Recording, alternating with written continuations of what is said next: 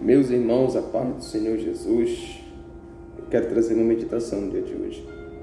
Encontra-se no Evangelho de Marcos, ou segundo escreveu Marcos, capítulo 14, a partir do verso 32, que diz assim: E foram a um lugar chamado Getsêmani, e disse aos seus discípulos: Assentai-vos aqui enquanto eu oro. E tomou consigo a Pedro e a Tiago e a João, e começou a ter pavor e angustiar-se. Ele lhes disse: A minha alma está profundamente triste até a morte. Ficai aqui e vigiai comigo. E tendo ido um pouco mais adiante, prostrou-se em terra e orou para que, se fosse possível, passasse dele aquela hora. E disse: Abba, Pai, todas as coisas te são possíveis. Afasta de mim este cálice. Não seja, porém, o que eu quero, mas o que tu queres. Esse texto é um texto muito lindo da Bíblia Sagrada. O Evangelho segundo escreveu Marcos, do capítulo de número 14, do versículo 32 ao versículo 36, vem nos contar uma história. E essa história é a história de quando Jesus entrou dentro do jardim do Getsêmani. E o interessante é que ele entrou no jardim. Eu estava meditando e na meditação Deus me levou ao primeiro jardim que o Senhor criou, que foi o jardim no Éden. E o interessante é que esse jardim, eu pude observar nas Escrituras Sagradas, ele se divide em duas partes. Nós vamos encontrar este mesmo jardim, se não me engano, no livro de Ezequiel, no capítulo de número 28, se não estou enganado. Você vai encontrar Ezequiel falando uma profecia acerca do retiro, mas através da revelação desta palavra vamos entender que não é simplesmente sobre o retiro que Ezequiel está falando, mas sim ele falava de um homem que andava sobre as pedras afogueadas, um indivíduo que havia sido criado por Deus para levar, ser o portador da luz, um anjo de luz e de fé. E a Bíblia nos diz que esse jardim onde ele estava foi criado por Deus.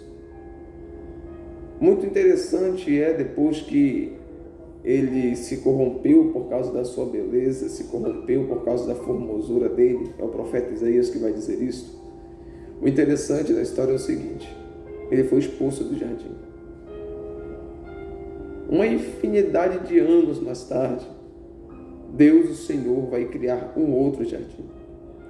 E tendo Deus criado outro jardim, esse jardim no Éden que eu acabei de falar, ele coloca o homem, a sua mais perfeita criação, coloca ele no jardim. E interessante que no centro desse jardim havia uma árvore. E esta árvore era a árvore do conhecimento do bem e do mal. E iniciamos a primeira dispensação bíblica, e a dispensação da inocência, onde não havia maldade, onde não havia perversão, onde havia pureza e santidade. Sabe que o inimigo não satisfeito, agora já não era mais Lúcifer, mas sim Satanás, não satisfeito de ter sido expulso do primeiro jardim, o interessante é que ele, por permissão de Deus, toma a forma da serpente e vai ter com Eva quando ela estava sozinha. E a Bíblia nos diz que o inimigo plantou semente de divisão, semente de dúvida no coração de Eva.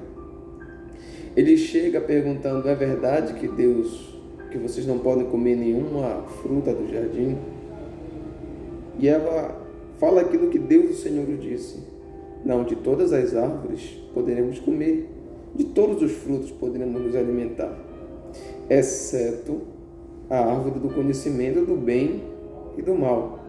Dessa nós não podemos comer, que é justamente a que está no centro do jardim. E tinha uma consequência, que era a morte.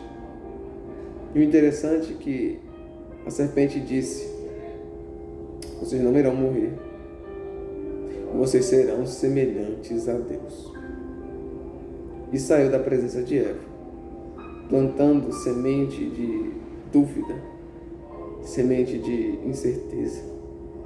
Ele conseguiu colocar intriga e inimizade na relação que Deus tinha com as suas criaturas, com seus filhos. Ele conseguiu plantar semente de divisão. E como conhecemos a história, Eva foi tentada e pecou nas 3 características que João ele escreve na sua primeira epístola, no capítulo 2, versículo 15, 16 e 17. Ele principia dizendo: não ameis o mundo, nem aquilo que no mundo há. Porque se você amar o mundo, o amor do Pai não vai estar em você. Tudo que há no mundo é a concupiscência dos olhos, a concupiscência da carne e a soberba da vida. Eva viu ao longe a árvore, e com seus olhos viram que a árvore era boa para dar entendimento.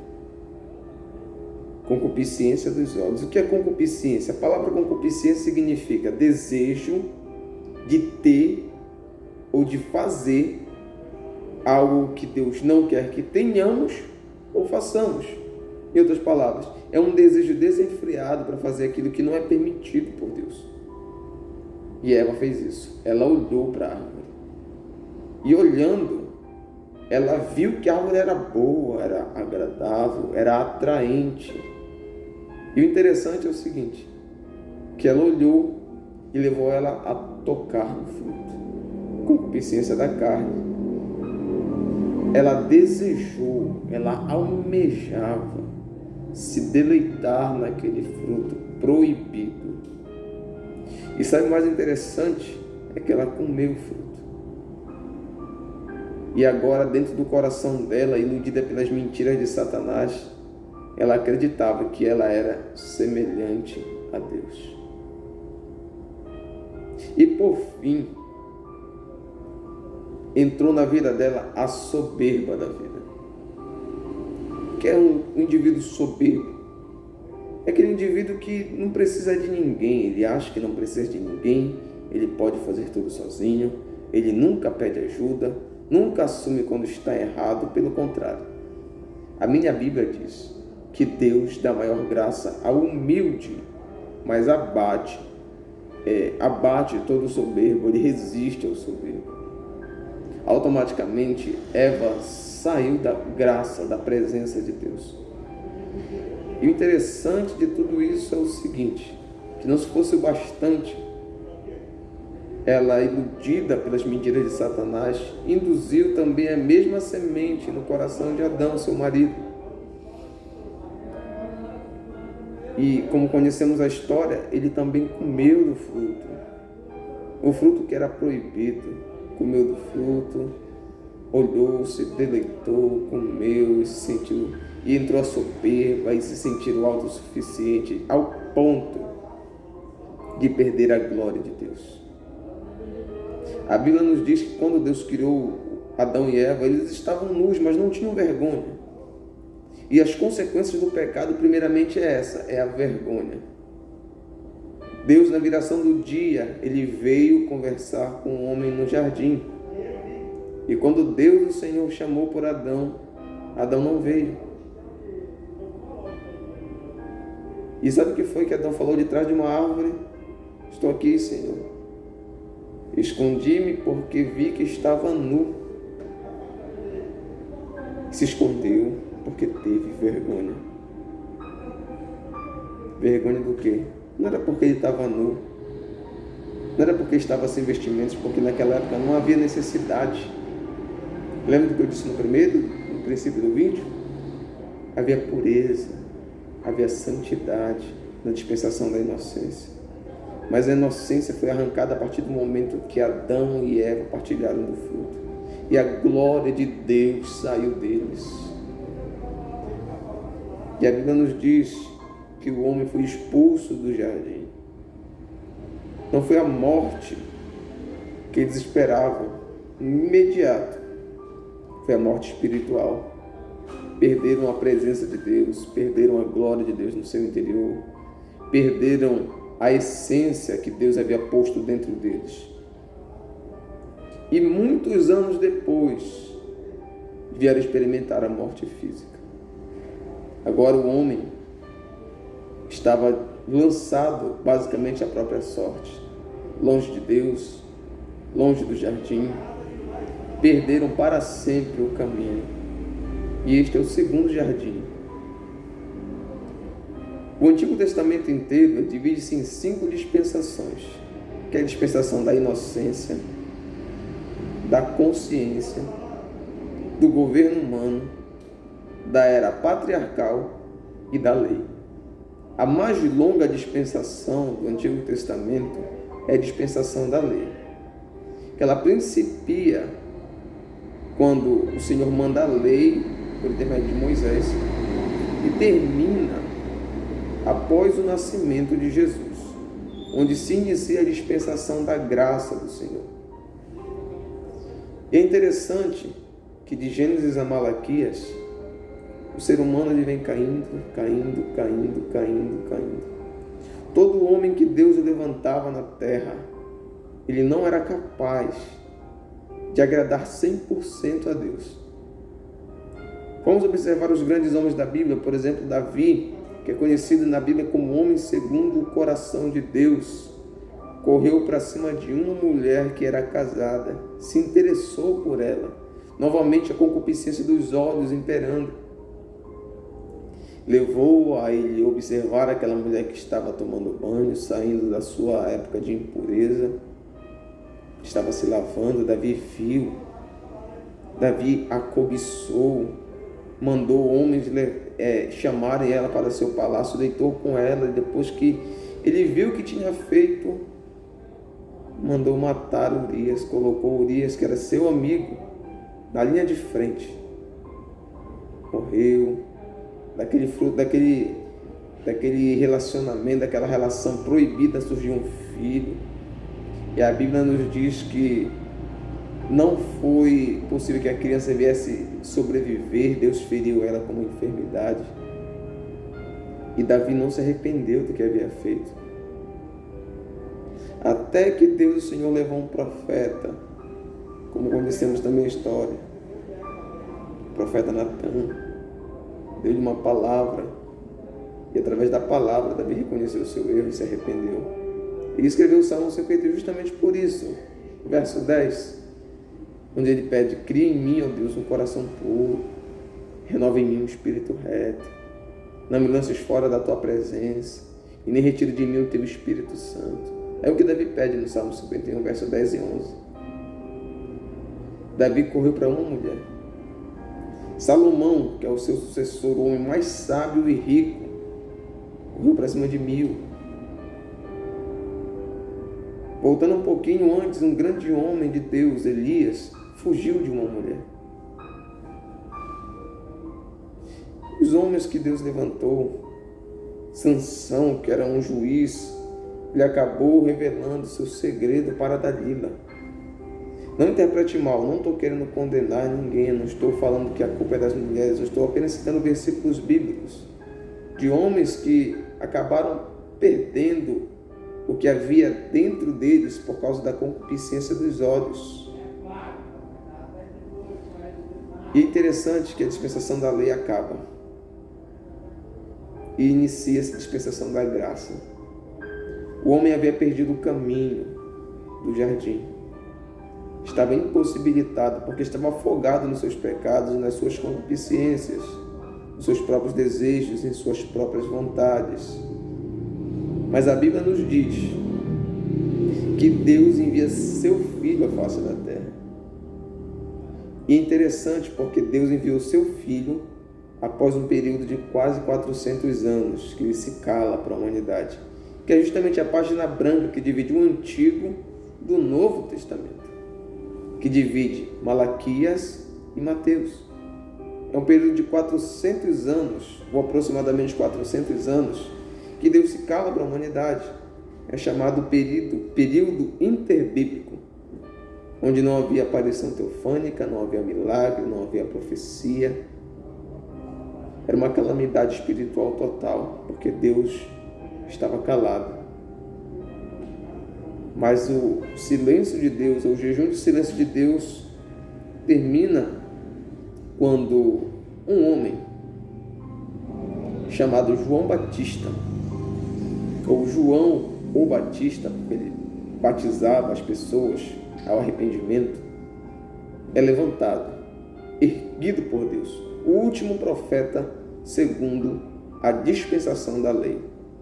E a palavra de João não era uma palavra que vinha amaciar o ego, não era uma palavra que vinha de autoajuda, era uma palavra, era uma pregação, um culto que João pregava, era aquela mensagem que dava um choque térmico na gente, que levava a gente, nossa, eu tenho que me arrepender dos meus pecados, passar a mão no rosto assim, dizer, eu tenho que me arrepender, eu tenho que ser melhor.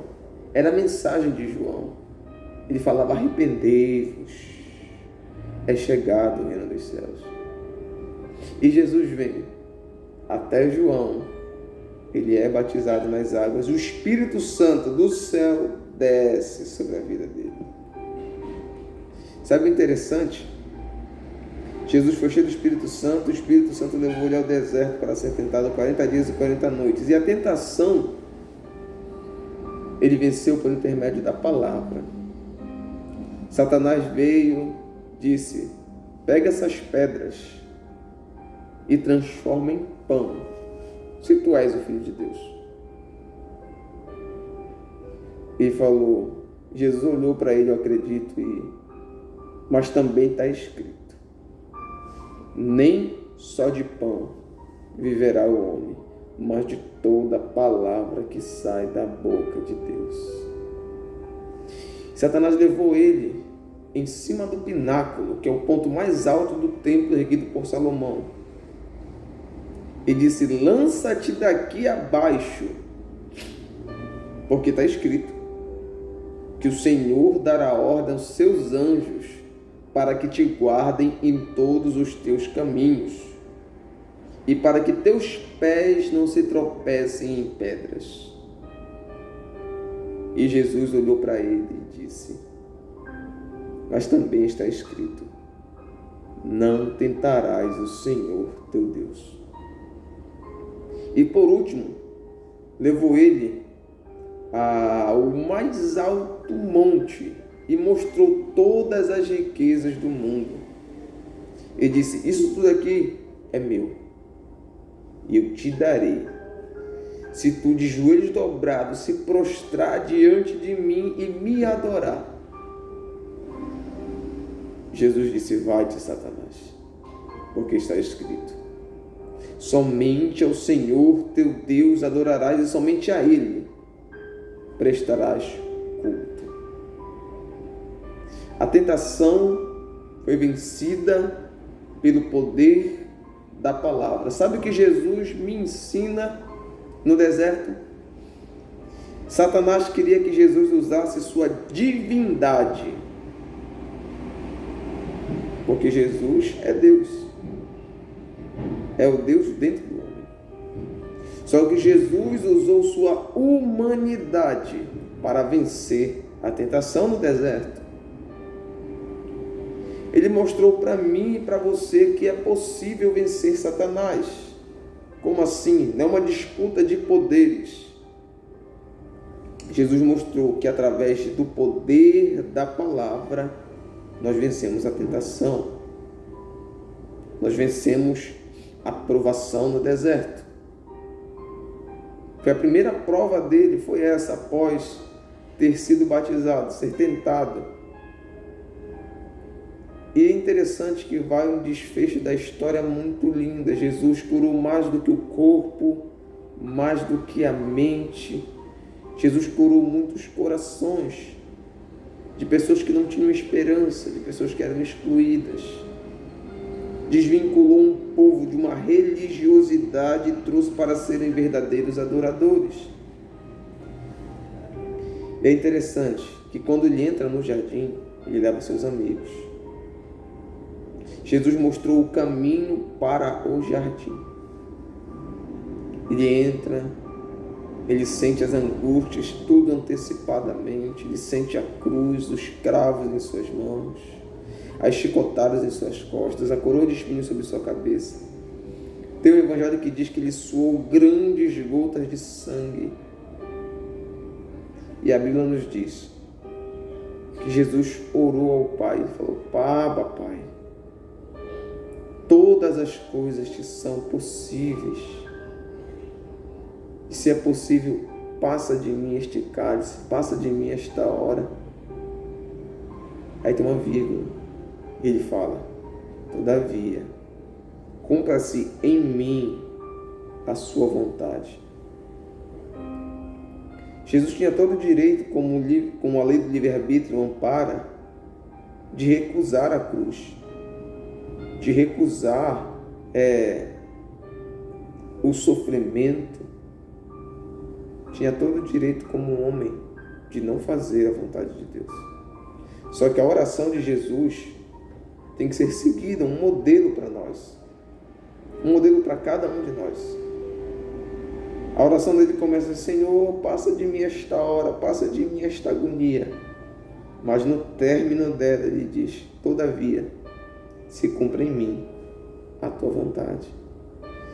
Se não me engano, está escrito em Eclesiastes, capítulo 7, versículo 6, ou 6 e 7.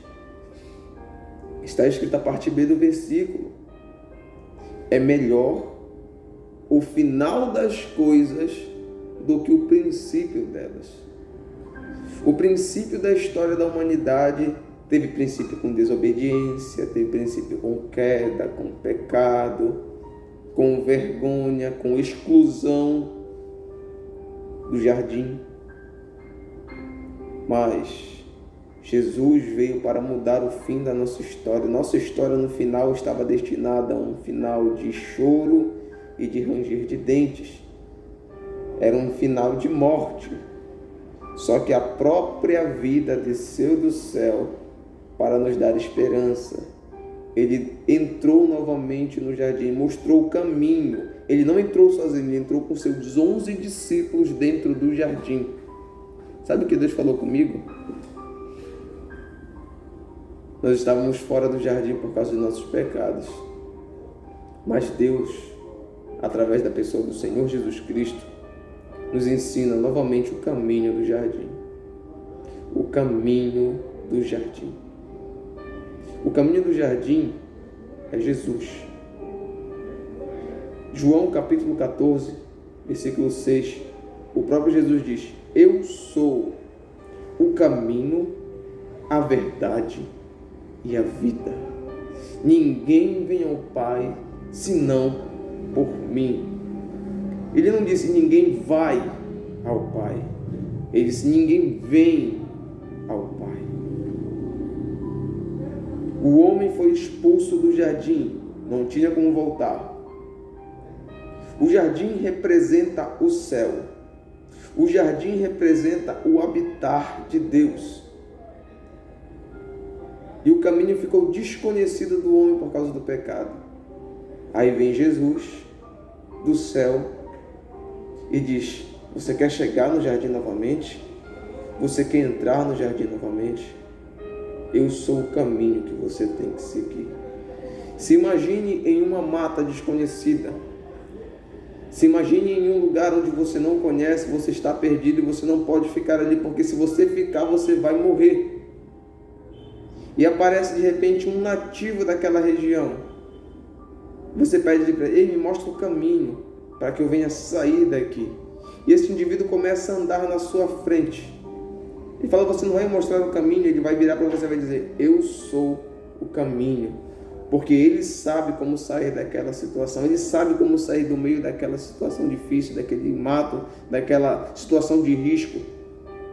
E assim também Jesus fala para você hoje. Você talvez não saiba como sair daí. Talvez você não saiba como sair dessa situação difícil que você está passando, essa dificuldade. E o nosso mundo inteiro está sofrendo com grandes aflições, com esta praga que se levantou, com esta pestilência. E eu quero te dizer algo de Deus nesta manhã, que o Senhor Jesus, Ele falou que haveria tudo isso. Leia em Mateus 24, todo o capítulo 24 você vai encontrar tudo aquilo que Jesus disse que ia acontecer antes de sua vinda, e tudo tem acontecido. Você viu aí uns meses atrás a Austrália pegando fogo, você viu uns anos atrás aquele tsunami que teve, que devastou o Japão. Você vê pragas, maremotos, terremotos, tudo isso acontecendo com tanta intensidade nos últimos dias. E muitos estão incrédulos acerca da volta de Cristo, mas Jesus está voltando, queridos. Jesus está voltando. E quando Ele voltar, será que você vai ter o caminho para ir ao céu? Em Mateus capítulo 10, versículo 32 e 33, está escrito: há de ser, se você me confessar diante dos homens, eu te confessarei diante de meu Pai que está no céu. E se me negares diante dos homens, eu também te negarei diante de meu Pai que está nos céus. Romanos capítulo 10, versículo 9 e versículo 10, está escrito: